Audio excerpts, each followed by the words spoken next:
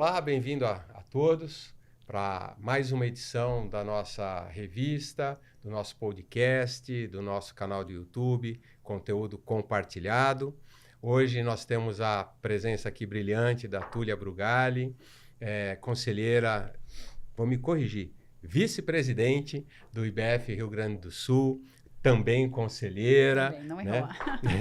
errou. Formada pelo IBGC, né? E mestre em sustentabilidade. Vai nos dar honra aí de um bate-papo, contar um pouco das experiências, de tudo que ela tem vivido e compartilhar isso conosco. Quem me acompanha aqui também é meu sócio e cofundador da Consupaz, Ari Pelicioli, que vai ajudar ao nosso bate-papo aqui ficar um pouco mais interativo, tá?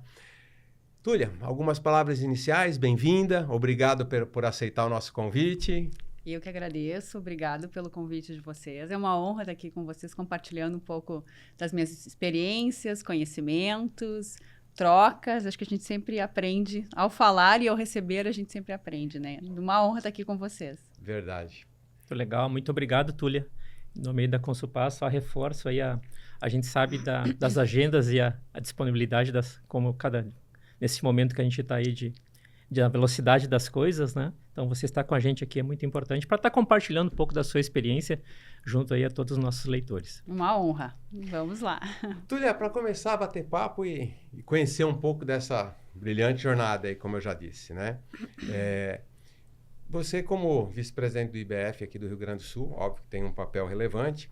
Então, eu queria que contasse um pouco para a gente o que o IBF... Fala IBF ou IBF? Não, IBF. IBF. Tá certíssimo.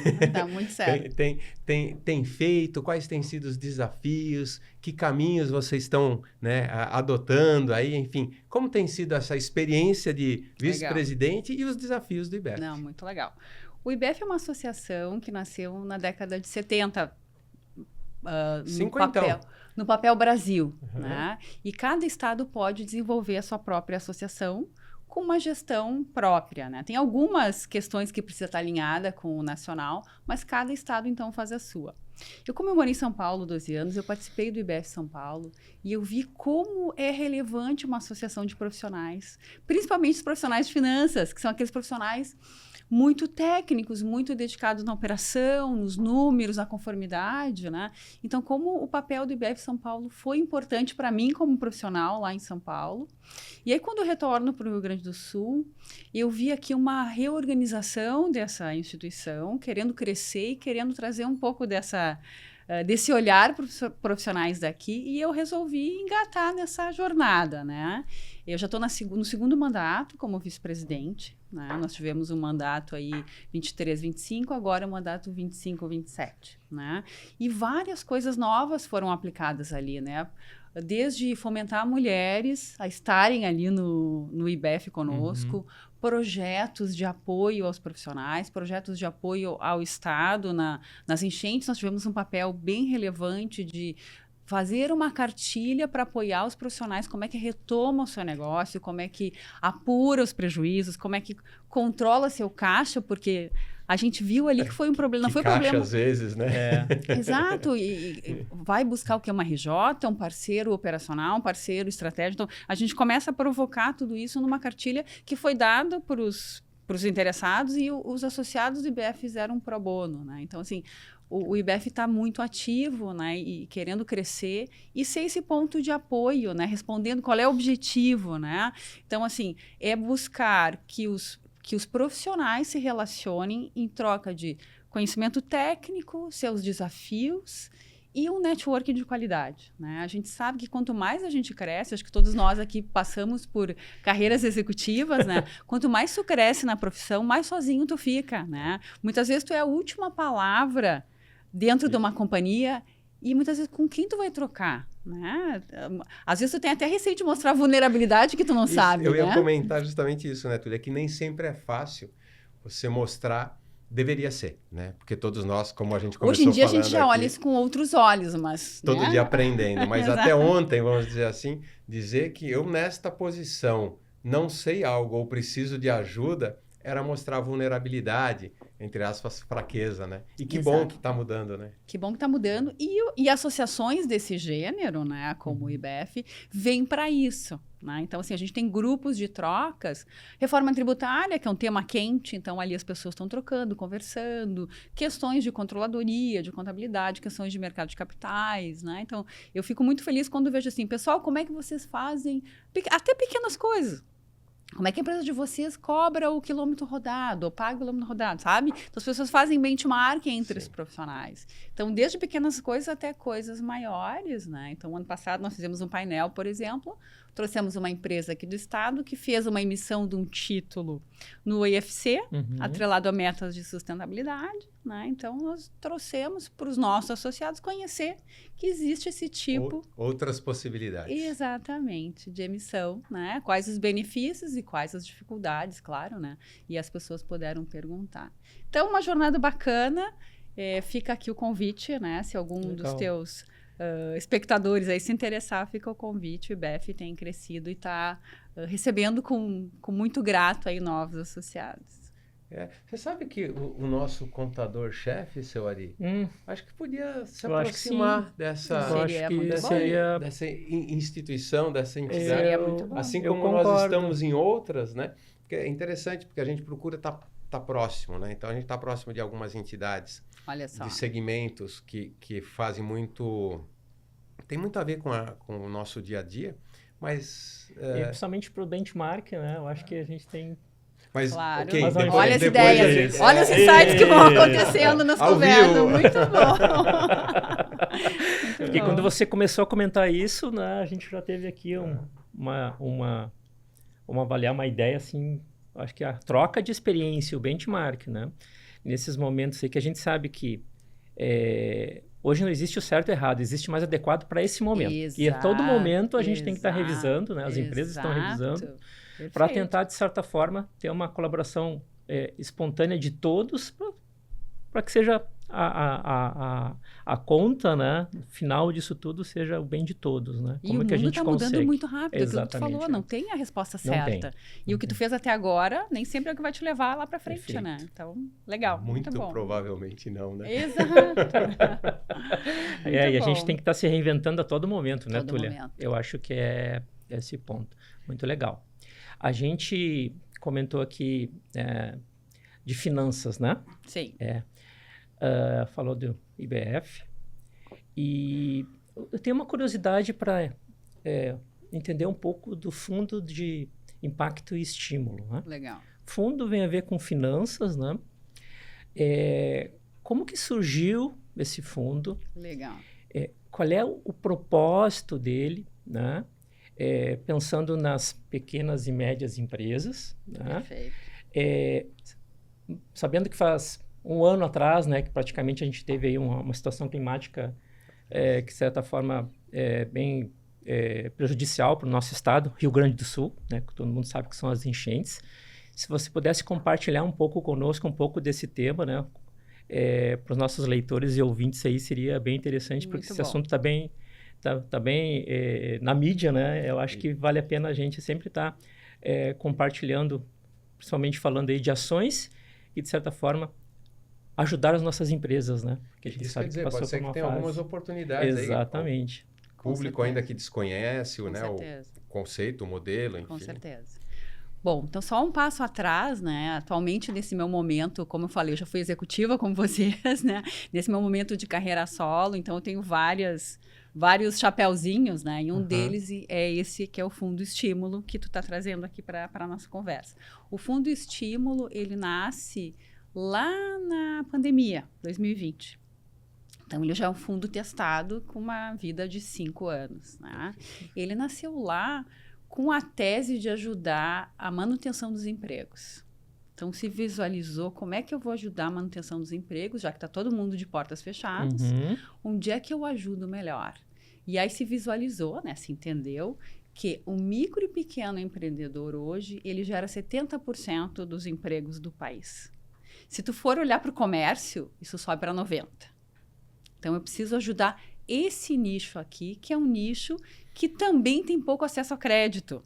Né? Uma pequena loja, uma lojinha do centro. Não tem garantia para dar, não Isso, tem nem né? como fazer gestão de financiamentos mais estruturados. Então, vamos ajudar esse público aqui. Então, grandes empresários brasileiros se juntaram e foram atrás de uma solução que viesse ajudá-los, né? E que viesse ser um pouco, que fosse multiplicada, que fosse passível de ser multiplicada.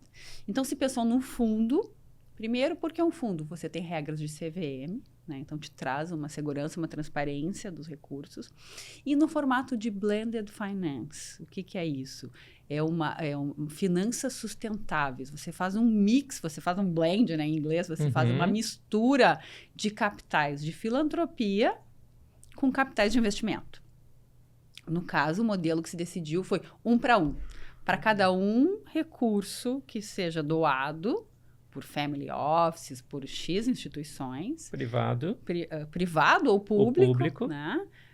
Outro R$1 seria colocado a título de investimento. Então, investe e recebe de volta remunerado. Né? E aí se desenhou um motor de análise de crédito para esse público, né? O mais facilitado, sem garantia e com prazo alongado até 36 meses. Por quê? Então, a filantropia serviria de para-choque em caso de alguma inadimplência. Você poderia ter até uma inadimplência aí de 50%. Eu ainda estaria remunerando e devolvendo aquele capital investido. Porque se tinha uma insegurança na pandemia, né? Perfeito. Quanto tempo vai demorar, né? Esse cenário que nós estamos hoje aqui, né? Tá falando não tínhamos vacina, não tínhamos uma série de coisas, o que a gente tinha era incerteza e desconhecimento. Exatamente. Quando é que eu vou conseguir retomar meu negócio? Quando é que eu vou produzir de novo? Estou ali com o meu estoque parado, com a minha máquina parada, né? Então, esse deu super certo. Nasceu com 36 meses de prazo, com PMTs, né? Então, prazo médio ali de 1 ano e meio, mais ou menos.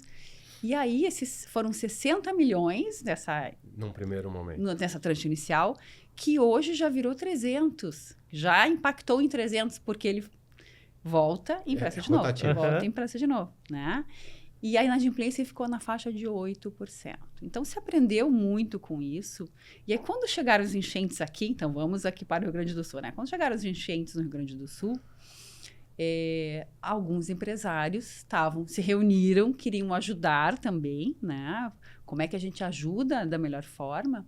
E aí, o Banco Itaú, que conhecia esse modelo, sugeriu, vamos fazer um fundo estímulo aqui para o Rio Grande do Sul. Então, nasceu o fundo Rio Grande do Sul, Estímulo Retomada RS, específico, com capital filantrópico do Rio Grande do Sul, para ajudar, então, impactados direto ou indiretamente nas enchentes.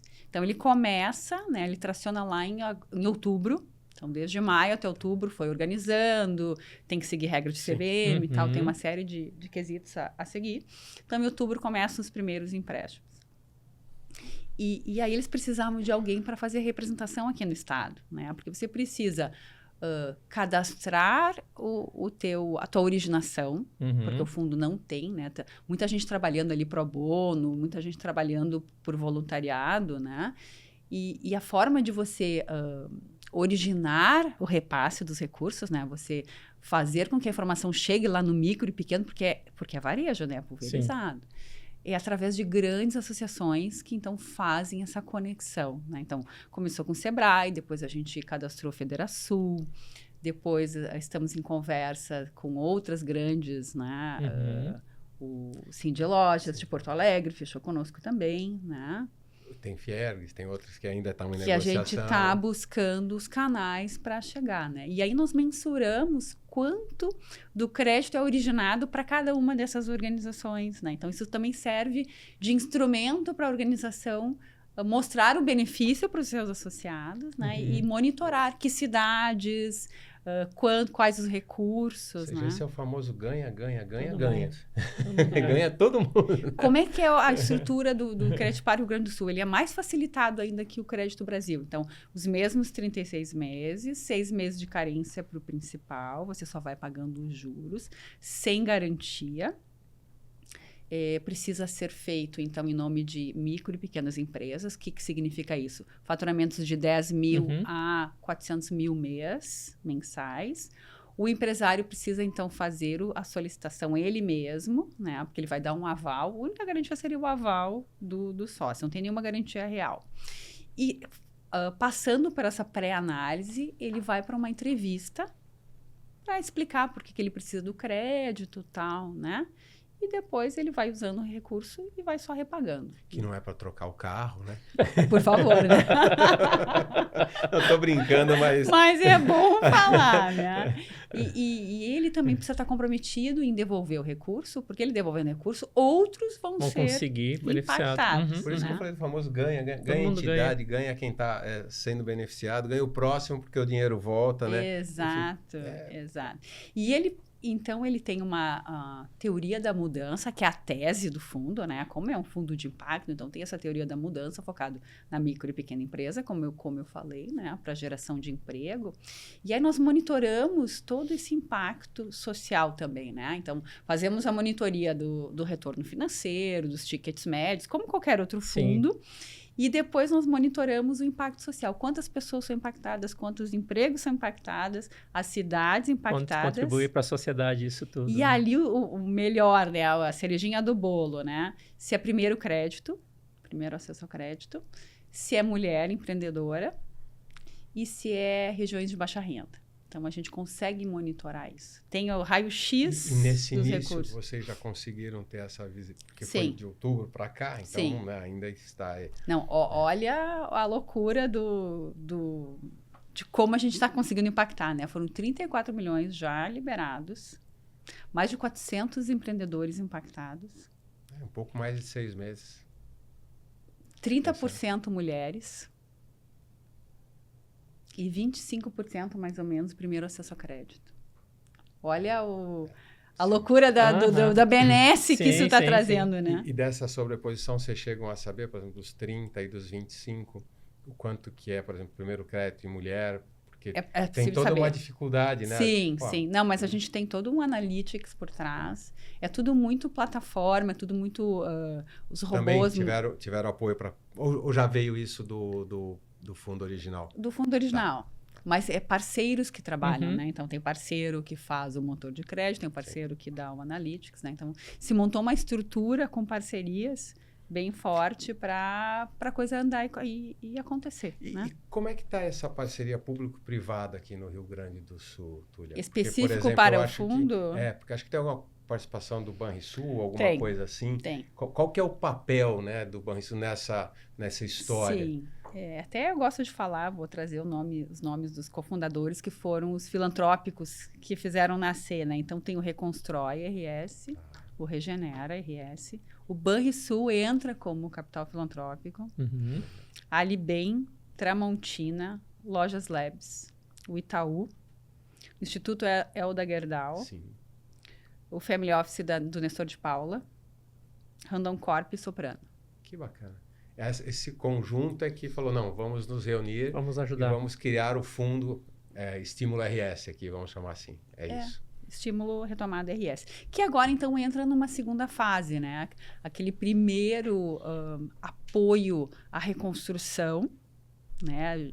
Foi muito importante. Claro que a gente ainda tem profissionais, né, empreendedores, ainda precisando de reconstrução, eles também vão ser atendidos.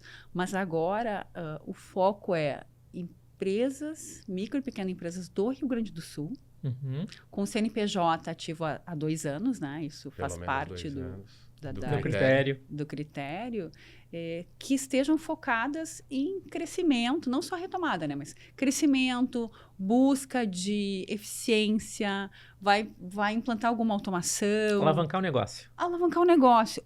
E reconstrução, assim, resiliência.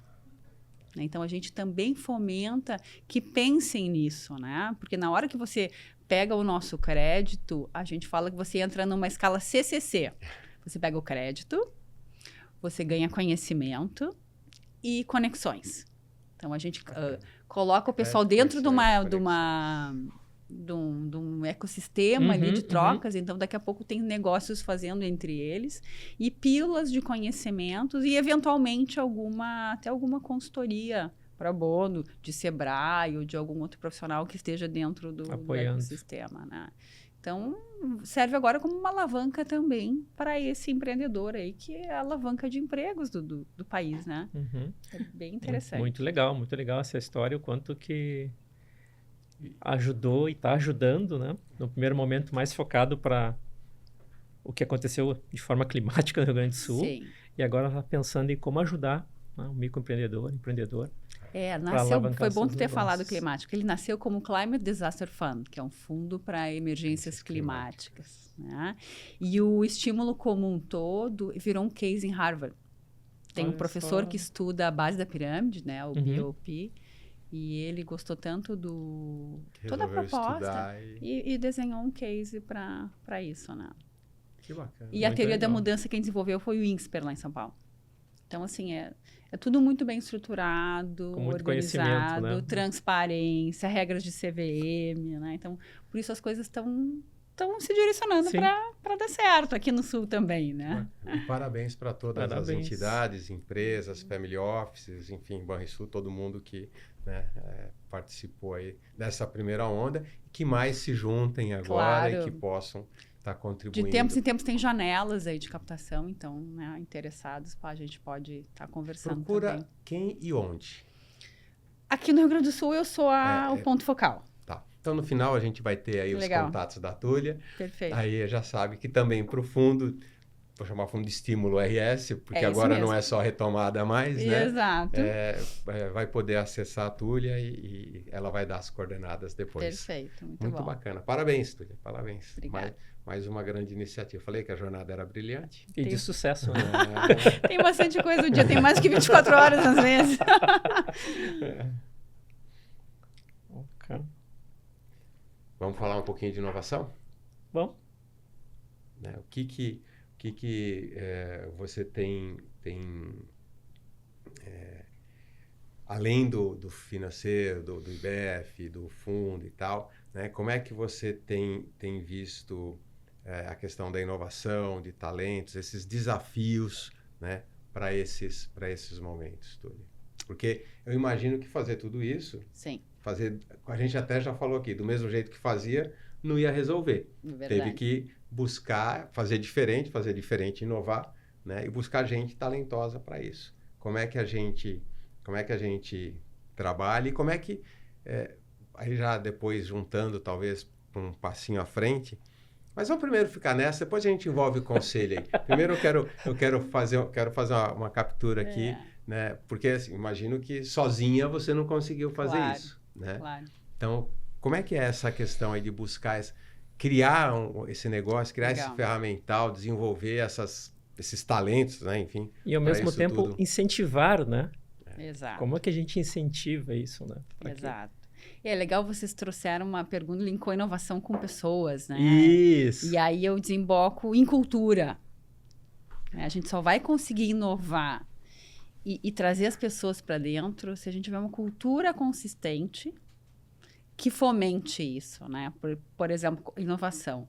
Hoje, as empresas só vão inovar se elas tiverem uma cultura que fomente isso. O que significa isso, né? Então, assim, tu precisa ter tempo, espaço, abertura para tomar risco, para errar, né? E para consertar, né? Rápido. Para testar, consertar, testar. Claro. Aí os sprints rápidos, que aí você errou, você isso. rapidamente já corrige. Precisa ter uma diversidade muito grande, porque duas pessoas que pensam iguais não vão sair mais do mesmo, né? Então, diversidade também é outro tema muito importante para mim, né? Como é que a gente fomenta outros profissionais que não são sempre os homens brancos, Exato. mais de 50 anos. Nada né? melhor, né, Túlia, que ter vários perfis dentro do mesmo time, que a gente se complementa, né? Eu acho que isso é algo que é fundamental para... Fácil não é, né? Mais fácil é todo mundo pensar igual, né? É isso. A gente Mais resolve fácil, menos... Olha, mais ou menos, porque quando o problema empaca, todo mundo pensando igual, não sai do lugar nenhum, né? É isso mesmo. Então, a gente se engana achando que é mais fácil conviver com o que é igual, né? Mas a hora que aperta... Só que você vai ter melhores soluções na diversidade, né? Isso aí. E eliminar muitas vezes alguns pontos cegos também, né? Que a gente não conseguia, porque pela nossa visão, né? De uma forma Exato. diferente, né? Então, assim, te respondendo, né? Para mim, inovação e pessoas é um tema muito caro, muito importante. Ele é um tema difícil. A gente vê muitas empresas ainda não estão conseguindo colocar essa cultura para dentro, né? Estão patinando nisso, né? A gente vê vários cases, lendo cases de intraempreendedorismo, né? O ambidestria, mas ainda pouco na prática. Mais um discurso, né? Muito um discurso, mas eu acho que já é um começo, porque a gente está vendo que as empresas querem, né? E aí, o conselho que tu queria trazer, né? Eu acho que o conselho tem um papel fundamental de fomentar isso, né? Questionar a gestão. O que vocês estão fazendo em prol, né? De você ter um ambiente apto para inovação, que essa cultura para inovação seja implementada, que você realmente tenha um ambiente diverso e que você cobre adequadamente seus profissionais. Não adianta você dizer que você tem, que você quer, mas o resultado de curto prazo é mais importante do que todo o resto. O imediatismo, né? E, Túlia, qual o papel do conselho, falando especificamente do conselho? Porque, óbvio, a empresa tem que criar um ambiente seguro, tem que dar abertura, tem que criar lá seus rituais, seus sistemas, seus símbolos todos e tal, mas está lá na execução, está lá no C-Level, está lá na estrutura. Sim. Aí, falando de conselho, né? Como o conselho ajuda as organizações nessa jornada de novo? Por isso que eu separei as perguntas, falei, vamos falar um pouco de gente mas primeiro, eu já puxei para o conselho. Mas nessa linha... Qual que é o papel do conselheiro ajudando as organizações? Aí explorando um pouco, né? Claro. Aí, o que pouca gente fala vai depender também do porte e do tamanho da empresa. Né? Porque o conselho, aquele clássico que a gente fala hands-off, são as empresas de grande porte, capital aberto, que tem estrutura. Né? Aí o papel do conselho é instigar, questionar, monitorar, que as coisas aconteçam, né? Questionar, tu está olhando para isso, você está vendo tal coisa, o que os nossos concorrentes estão fazendo, o que lá fora está sendo feito. Então, ele fica mais nesse mundo, né? Nose in, hands off. Que esse é o clássico, né? do conselho que a gente se aprende. Mas quando vai para as empresas menores, muitas vezes até no formato de conselho consultivo, o conselheiro vai ter que trazer mais conhecimento, vai ter que trazer técnica, muitas vezes fazer trocas com os executivos, né? Trazer o seu conhecimento aplicado. É uma interação maior. Exato. Não chega a ser um hands-on, obviamente. Exato. Mas é uma interação, uma troca mais, vamos dizer assim, aplicada. Exato. Do que de monitorar, de cobrar, de recomendar apenas, que é o conselho, muitas vezes ele vai te tradicional. Olha tal coisa, sabe? Então, eu tenho um conselho do terceiro setor, né? Que é muito isso, assim. Nós queremos agora colocar cada vez mais compliance, governança em prol do crescimento. Olha essa ferramenta aqui. O que tu acha dessa ferramenta? Já direciona. Um pouquinho mais direcionada, né? Você faz um pouco essa pesquisa, né? E dá algumas alternativas para a gestão, então, escolher o que mais adequado ali para o seu dia a dia, né? Então, é isso, assim, é muito fácil falar, né, hands-off, mas dependendo do porte e do tamanho da empresa, o conselho tem um papel ou outro, né? Mas sempre olhando para o longo prazo, o que vai levar para o longo prazo, né? Então, inovação é algo que vai te levar para o longo prazo, né? A inteligência artificial está aí caindo de maduro. A mudança climática, né? Direto, e a gente não está dando a devida atenção para isso, né? Disparidades sociais, a gente também não está dando atenção para isso. A gente está muito olhando para o curto prazo, mas essas coisas no longo prazo vão nos cobrar. A conta vai chegar, né? Vai chegar. Então, assim, hoje nós deveríamos todos estar pautados para o desenvolvimento sustentável, né? Então, eu uso os recursos hoje, né? Sem comprometer gerações futuras, né? A gente não está olhando para isso ainda, né? Tá todo mundo correndo atrás do resultado do ITR, resultado do trimestre. Como é que eu dou mais lucro, né? Ou como é que eu, brincando, né? Mas como é que eu vendo almoço para pagar janta, né? Em alguns casos, né? Porque em alguns... A gente estava falando hoje por acaso, né, Ari? A gente estava com uma amiga que está morando em Londres há 10 anos e estava aí, veio para Porto Alegre, é gaúcha, veio visitar a família e aproveitou fazer uma visita para nós hoje. Ali no escritório, né? E é uma menina nova, assim, né? E deve estar o quê? Uns 35, 36 anos no máximo. Legal. E ela hoje está como head de finanças, TI e RH de uma agência de marketing que atende Aston Martin, Alpine, enfim, grandes companhias. É uma agência interessante, né, em Londres. Tem inputs excelentes para compartilhar. Mulher. Ótimo, já gostei mais. E a gente conversando hoje, falando um pouco dessa questão justamente dos contextos e cenários macroeconômicos que nos impactam diretamente. E fazer esse equilíbrio, né, do curto, do médio e do longo prazo. Por que eu lembrei e estou comentando? Porque ela comentou assim, Eden, a gente não está conseguindo fazer o forecasting para mais de 6 meses em Londres. Ela falou, não estamos. A inflação subiu, a Europa deu uma estagnada. Para eles isso é uma novidade, né? Conviver com a inflação, né? Quando ela estava no Brasil era comum, mas lá não é comum. Mas estou fazendo esse contexto para voltar para você e dizer assim, esse também é um desafio do Conselho, né? Claro.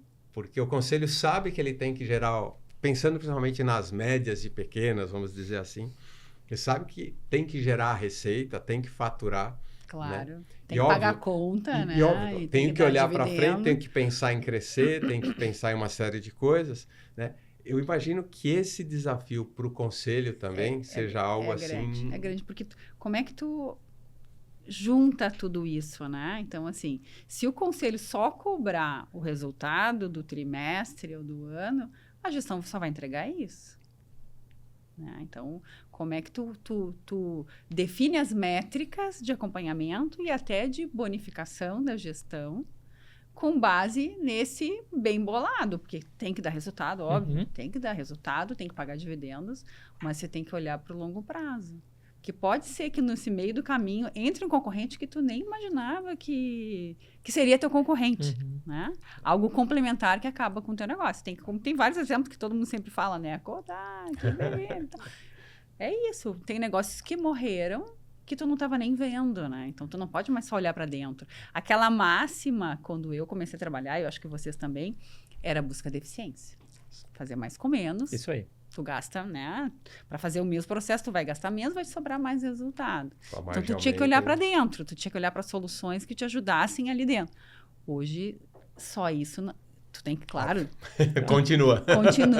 Mas se tu só olhar para isso, muitas vezes o negócio pode acabar em 6 meses, né? É isso aí, tem que subir o drone e olhar de cima tudo que está acontecendo em volta, né? Agora no voltando mundo inteiro, para né? inovação, voltando para riscos climáticos, voltando para outras coisas que a gente já falou. Se tu não estiver atento a isso, daqui a pouco tu vai perder espaço de mercado. Daqui a pouco teu concorrente está vendendo com margem maior do que você, né? E, enfim, então é mais complexo hoje, né? E o Conselho precisa dar esses drives, né? Ajudar a gestão com esses drives. Porque a remuneração de curto prazo vai fazer a gestão só olhar para o curto prazo, né? E quando a gente fala de grandes, eu acho que está bastante... Claro que também tem que evoluir para um conselho mais tecnológico, um conselho mais inovativo, com tudo isso. Mas ainda olhando para as médias e pequenas, né? Como que é o desafio, por exemplo, do conselho ajudar numa transição, né? Seja de tamanho, seja de comando, né? E às vezes até, por exemplo, ter que recomendar, olha, Ari, você precisa dar tua cadeira para alguém. Está na hora já. Como é que o Conselho tem ajudado? Estou explorando aqui, nada claro, combinado, claro, nada... Claro. Não, mas são belos temas, né? Belos temas, desafios aí que muitas empresas passaram... Que vão ouvir e vão falar, legal, já está na hora. Né? Gestão de pessoas é sempre algo complicado, né? Porque você muitas vezes cria ali uma parceria do Conselho com alta gestão, né? Então... Muitas vezes é difícil tomar essa decisão, né?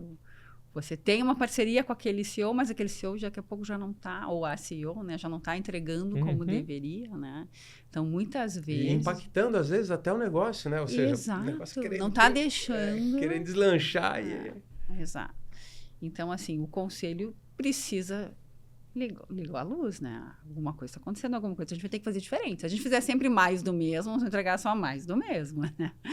Então, só que isso aqui precisa ter alguém, a minha visão, acho que sempre é mais fácil alguém externo. Mesmo que não está na estrutura, né? que não está na estrutura. Não está na estrutura. Né? Vai pegar os inputs do conselho, vai pegar os inputs do mercado, enfim, e vai ajudar a fazer... É uma gestão de mudança. Você mudar primeiro escalão de uma empresa, tem que ter uma gestão de mudança aqui, né? Porque vai ter o time que deixa disso, acha que ele está indo bem, vai ter algumas... Eu acho que também nós sempre temos que tentar aproveitar os talentos existentes, né? Daqui a pouco bota um coaching para ver se tem alguma forma de alavancar aquela pessoa que está ali no front, né? E a troca deixaria sempre para uma segunda opção, né? Porque é traumático a troca de uma primeira posição, né? Menos traumático quando consegue aproveitar talentos internos, quando você já preparou a sucessão, tá na sucessão, né? Todo um programa de sucessão. Mas quando você não tem sucessão, trazer alguém de fora, assim, é bastante traumático. Tem que ter uma gestão de mudança. E ainda em conselho? Viu que eu tô te apertando aqui, né? Acho que ele quer me contratar. Acho que tem um conselho. Vem com as perguntinhas lá prontas. É quase uma entrevista de... Estamos precisando, hein? Olha lá. Não, brincadeira, Túlia. A liberdade da amizade é isso que dá, né? Claro, Então, tá ótimo e tá gostoso o papo. Mas agora vamos lá olhar para o lado feminino que você sempre Claro. defende bem, né? E com razão, né? A gente tem visto um crescimento, uma participação maior, Sim. mas ainda com espaço, né, realmente, para a mulher. Quais os principais desafios, na tua visão? O que as estruturas atrapalham? O que a cultura atrapalha? Falamos aqui de cultura Sim. agora há pouco, né? Sei lá, se o mercado, de alguma forma, ainda também valoriza menos, mais, até se a remuneração, né, é percebida diferente ou não. Olha, o conselheiro é X, a conselheira é X menos alguma coisa. Sim. Então, como é que na tua visão você olha, né, apesar do crescimento, de Sim. ocupar mais espaço, e como uma realmente aí defensora, né, do espaço, né, merecido, óbvio, mas do espaço da mulher, olha para isso e vê os desafios e oportunidades, Túlia? É uma ótima pergunta. Sim, crescemos, né? Como representatividade da mulher nos conselhos, crescemos, né? Quando eu fiz a minha formação de conselho, foi lá em 2014, éramos 8% de conselhos com mulheres. E se você tirasse as herdeiras, isso Que quebra era da 4. família. Aí era... Então, assim, hoje já se fala aí por volta de 20% das empresas têm mulheres em conselho. Então, assim, é um crescimento, óbvio, é um crescimento, mas o que acontece? Muitas vezes é uma mulher, é um conselho de 10 ou 6 e é uma mulher. Entendi. A gente está falando em 10 anos, mais ou menos, né? Aqui tá falando... Então, 10, assim, 11 anos. quanto efetivo essa profissional mulher, essa conselheira mulher está conseguindo se colocar quando ela é uma num grupo ainda masculino, né? E Então, quanto que ela tem que provar a todo momento para continuar dentro dessa cadeira, né, exato. Túlia? Então, a gente fala assim, ok, precisamos alavancar, né? Se fala que hoje deveríamos ter, no mínimo, 30% de conselhos com mulheres, né? Para ter um número mais relevante, né? Mas 30% com 30% das cadeiras mulheres. Que faz diferença. Para você conseguir criar ali a parceria, o apoio necessário, né? Tirar a invisibilidade que muitas vezes as profissionais mulheres ainda têm, né? Quando a gente olha, por exemplo, mulheres na cadeira de CEO, hoje a gente tem 8% só das empresas de capital aberto, né? Então, assim, ainda tem uma caminhada, né? Muitas vezes falam, não tem mulheres preparadas. Mas você tem uma caminhada ainda para fazer. E se você não fomentar que novas mulheres comecem a galgar, você nunca vai ter, né? E você colocar mulheres, você cria um role model, né? um parâmetro para as meninas que estão começando se espelharem. Olha, não, eu posso chegar lá. Não é só posições de homens, né? Mulheres também podem chegar lá, né? Então, a gente sempre fala, tem que ter mulher em painel, tem que ter mulher falando, tem que ter mulher nos podcasts, porque aí você começa a mostrar que existem mulheres preparadas e que quem está começando pode se mirar e se enxergar ali também, né? E que não é de hoje, né? A tua formação, como você disse, já está indo aí para 11 anos, certa formação Exato, de conselheira. Exato. Então tem uma luta e uma jornada aí. Tem muito desafio ainda, bom né? tempo. A questão da invisibilidade, a questão da mulher como profissional. Ela tem todos os desafios que os homens têm, técnicos, networking, aprendizado, se colocar. E ainda tem o papel que a sociedade espera da mulher, né? Cuidar dos filhos, cuidar do marido, cuidar da casa, cuidar de pais, muitas vezes, né? Então, a mulher tem mais essas Dupla amarras. jornada, né? Que a né? sociedade impõe, digamos Exato. assim. Então, né? por isso que muitas desistem no meio do caminho, né? Muitas vezes, quando chega a maternidade, muitas desistem. Fazem uma escolha. Exato. Algumas fazem uma escolha. Né? Exato. Então, assim, tem muito desafio ainda. Então, quando a gente fala que mulher tem que ajudar a mulher, né? É super importante, né? Porque eu cheguei lá que eu não posso ajudar outras. E os homens precisam vir para essa pauta também, né? Porque como os homens estão em mais cadeiras, né? Vocês têm que nos ajudar também a... não tem mulher preparada. Dá uma procuradinha a mais, né? Daqui a pouco tem alguém ali que não aparece tanto, que você pode trazer para servir como espelho para as demais. Né? Eu ia brincar, mas eu não vou, porque o assunto é sério. Não, é verdade, porque o assunto é sério. E eu não ia deixar e passar em branco. Eu ia tomar uma bronca aqui da Túlia, mas falando sério, assim, eu acho que isso é relevante mesmo. O Ari comentou, faz uma escolha, né? Às vezes até uma escolha forçada, né? Forçada. Porque não é só uma questão de escolha, não. porque, óbvio, a gente tem o livre-arbítrio e, ok, tomei a decisão de não comprar esta batalha porque eu prefiro me dedicar para cá, mas é uma escolha forçada que poderia ser diferente, né? O nome disso é viés inconsciente. Tu nem se dá conta, mas tu foi criada dessa forma, tuas amigas são dessa forma. O peso na hora de decidir, tu nem se dá conta, tu acha que esse é o teu papel, né? É muito inconsciente isso ainda. Então é importante a gente trazer uma pessoa como a Túlia aqui para trazer um pouco dessas experiências aí com a gente, né? É bacana. Eu gosto de falar porque eu acho que a gente precisa falar nesse tema. Porque as barreiras existem, né, Túlia? Eu acho que isso tem que estar muito transparente, né? E na forma aí, como que a gente consegue evoluir mais do que a gente comentou, é um período de 10, 11 anos, né? Tem uma representatividade aí. E como é que as pessoas podem ajudar? Às vezes nem se dão conta, né? Como é que a gente ajuda? Isso né? E antes do Ari, que não parece, mas nós já estamos há quase 40 minutos falando gente, aqui. Viu como muito bom? rápido. Não, é um bate-papo... Quando é gostoso, a gente E aí eu quer. sei que daqui a pouco o Ari já vai começar a ir para o finalmente, vai dar um puxão aqui. Mas eu queria ouvir um pouquinho de sustentabilidade, que é seu mestrando, e a gente falou pouco aqui. Legal. Eu acho que é um assunto também que dá para juntar com economia, com crescimento, não necessariamente a sustentabilidade para tudo, tranca o mundo, né? Não é assim. Então eu queria te ouvir um pouquinho, né, que eu tenho certeza que também vai poder contribuir. Não, ótimo, é um assunto também que eu adoro falar. Né? Eu fiz meu mestrado ainda quando eu estava em São Paulo, na FGV, é uma universidade de nota 5 pela CAPES, então ela é top, assim, super, super qualificada, com bons profissionais. E ali, então, quando eu me encaixei ali, eu procurava entender muito mais esse movimento do ESG. O que é o ESG, né? Porque muito se falava e isso estava muito casando com os meus valores pessoais, né? O que eu quero, né? Eu queria olhar os demais stakeholders ali do negócio, né? Não só a empresa com aquele olhar, aquele viés só de curto prazo. Então, eu fui buscar um mestrado para entender um pouco mais, né? Para falar com consistência, é o que eu estava falando. E aí, o ESG, ele se restringe a uma análise de investimento, né? Hoje, pouco se fala sobre isso, né? Então, o ESG é um filtro de análise que o mercado financeiro se desafiou a fazer para analisar. Eu vou analisar o retorno financeiro, mas eu vou analisar como é que a empresa lida com o impacto que ela causa, né? O termo técnico são externalidades ambientais, sociais. E o arcabouço ali da governança, né?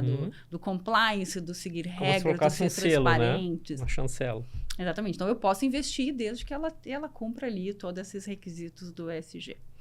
E aí, eu comecei a entrar para dentro da sustentabilidade como um todo, né? Então, aí vem a Agenda 2030 da ONU, a questão do desenvolvimento sustentável que a gente falou aqui, né? Então, como é que a gente olha para tudo isso como uma sociedade, né, que tem um futuro pela frente? A gente achava que os recursos eram infinitos. e a gente se deu conta que não são, né? Então, o aumento da temperatura está nos mostrando isso.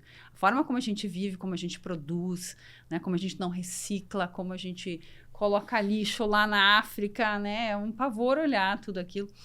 A forma como a gente hoje vive, nós estamos, aos pouquinhos, consumindo o planeta, né? A disparidade social só tem aumentado nos últimos anos também, né? Então, toda essa criação e acúmulo de riqueza na mão de alguns e alguns aqui não conseguindo fazer essa transformação social.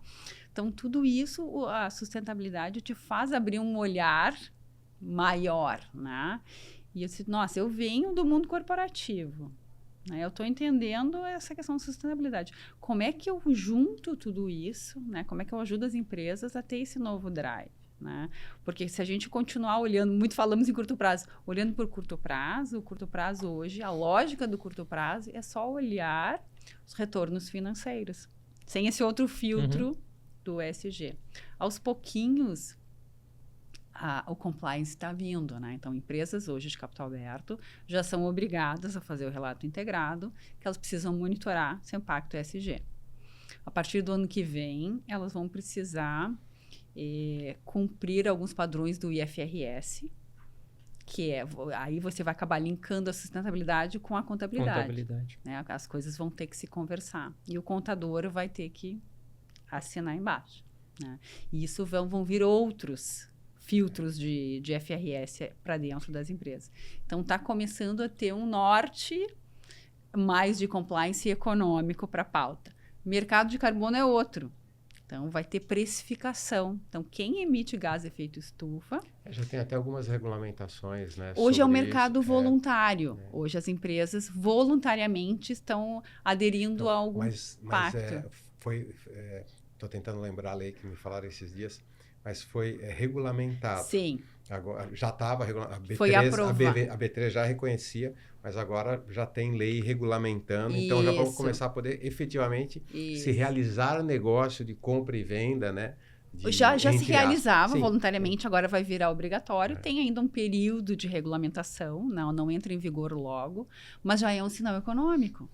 Então, se você emite gás de efeito estufa, tu vai ter que compensar comprando crédito. E interessante, me corrija se eu falar besteira, mas aí como é que você compra o crédito? Você arrenda, enfim, uma propriedade, sei lá, hoje está aqui lá no Mato Grosso, qualquer, né, de X metros quadrados lá, e você não pode, eles medem lá quanto que aquela área gera, né, e aí você não pode mexer nisso. Fica garantindo lá. E ela se renova todo ano. Porque todo ano ela gera é como se fosse uma conta corrente. E aí tem drones hoje que fazem todo esse mapeamento e tal. Continua com a natureza lá. E aí tem a empresa, enfim, que faz essa negociação, e tem o dono da terra que vai ganhar para não fazer nada.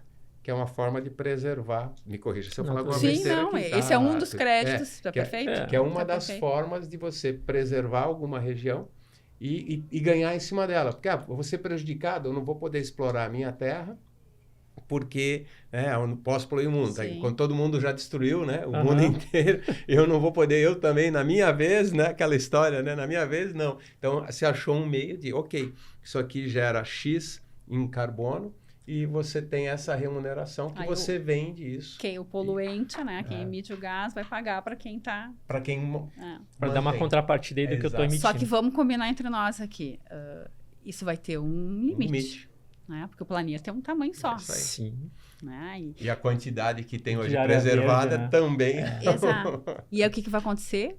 O crédito vai começar... Supervalorizar. Oferta e demanda. Meu pedaço de terra de Acres lá que eu tenho. Vai valer. Hoje é $10 a tonelada. Isso vai começar a subir. Aí o que o emissor vai fazer? Vale a pena eu comprar a $1.000? Estou chutando o valor aqui. Ou eu vou reinvestir na minha fábrica para ser menos poluente. Então, aí é que a coisa começa a funcionar. Né? Então, o mercado de carbono ele é um sinal econômico para começar. para que a gente comece a revisitar a forma como a gente opera hoje. É uma ferramenta para incentivar, na realidade. É o drive econômico. Isso, é a remuneração variável. Isso, é o bolso, falou, né? Esse exemplo que eu trouxe é um exemplo. Óbvio que você vai ter que achar outros, vai ter que trazer inovação para buscar outras formas. A inovação é uma grande alavanca da sustentabilidade. Porque senão não funciona. Né? Os recursos são finitos, não infinitos. Né? Então... Percebe-se. Bom, a gente está nos nossos 59 como minutos. Você avisou, como... Você viu, né? Eu conheço o sócio que tenho, então... A gente percebeu, Túlia, que está claro, né, a tua trajetória aí consolidada tanto como executiva de empresas, como consultora, como conselheira, enfim, né? E o brilho no olho que você tem quando você conversa sobre isso. Sim. Temas de sustentabilidade, temas de governança, né? Tem que ter, porque são temas desafiadores, né? Não sai do chão. Isso. O que a gente gostaria aqui puxa, a gente gostaria de... Fica a dica, né? Por que fica a dica? Durante todo esse teu processo, essa tua jornada, né? O que de certa forma você poderia compartilhar que você entende que é extremamente importante de ter cuidado, quem está iniciando, né? Uma jornada dessas, o que mais impactou você e contribuiu de uma forma aí, relevante para essa posição hoje que você tem, todo esse aprendizado contínuo, que como a gente comentou, a todo momento a gente está aprendendo, né?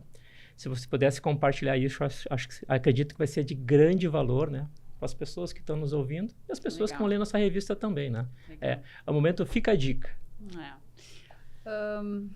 Poderia falar uma mais série... delas, né? Poderia falar uma série de coisas, né? Mas, assim, um grande aprendizado que eu fiz, principalmente nesse shift de carreira, né? Busque aquele lugar que te faça ter o brilho no olho, né? Busque aquilo que tem a ver com você, né? Porque quando... É difícil esse shift de carreira, né? Você estava acostumado com uma posição, daqui a pouco você vai ter que cavar seu espaço, né? Tem uma mudança, né? E buscar seu espaço. Então, assim, para te fazer levantar todo dia e fazer essa caminhada todo dia, tem que ser algo que te dê brilho no olho, né? Então, assim, muitas vezes as pessoas fazem esse tipo de carreira baseado naquilo que ela já fez, né? Por exemplo, o meu... para mim, né, o mais fácil seria você financeira, vou fazer consultoria em finanças, vou ajudar as empresas com as finanças transacional, captar recurso, alinhar com a estratégia e tal. Seria o mais fácil, né? Mas quanto isso ia me dar esse brilho no olho, essa vontade de fazer e continuar. E buscar e continuar estudando, né? Então, eu tem um cenário diferente todo dia, né? E eu fui buscar algo mais, assim. Então, hoje eu faço esse link governança com finanças com a sustentabilidade. Junto aí vem a diversidade, né? E a inovação, porque são alavancas, como eu falei, para tudo isso, né? E o impacto, ele está intrínseco aqui o fundo de impacto com a sustentabilidade, porque o impacto, ele é um modelo de negócio sustentável. Ele é um modelo que mensura o financeiro com o impacto, né? Então, o grande aprendizado que eu fiz você quer fazer um shift, né? Busque algo que te dê prazer, que te dê orgulho, que te faça levantar e que tenha brilho no olho, como legal. Você bem recomendou aqui, né? Bem notou aqui na nossa conversa, né? É notável. É empolgante. Por isso que eu falei, vamos trazê-la para um bate-papo. Uma honra, foi muito gostoso. Podem me chamar sempre que tivermos algum assunto em comum aí, podem me chamar. Túlia, antes da gente encerrar aqui, onde que a gente te encontra, teu LinkedIn, teus canais aí. Depois vai para a revista também, direitinho, claro, mas só deixa, né, no ar aqui. Não, super aberta aí, atendo todos que me contatarem, adoro ajudar e trocar ideias.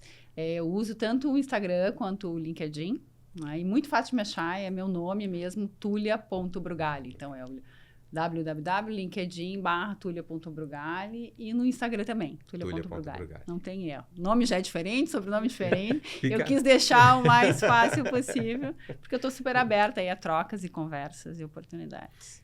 Túlia, muito obrigado por compartilhar, né?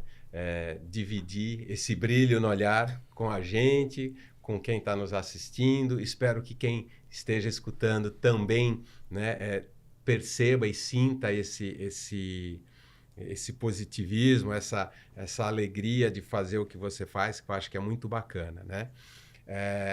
esse bate-papo todo aqui vai estar também na nossa revista, Legal. conteúdo compartilhado, Muito bom. no nosso canal do YouTube, no nosso canal do podcast, é a 36ª edição da revista.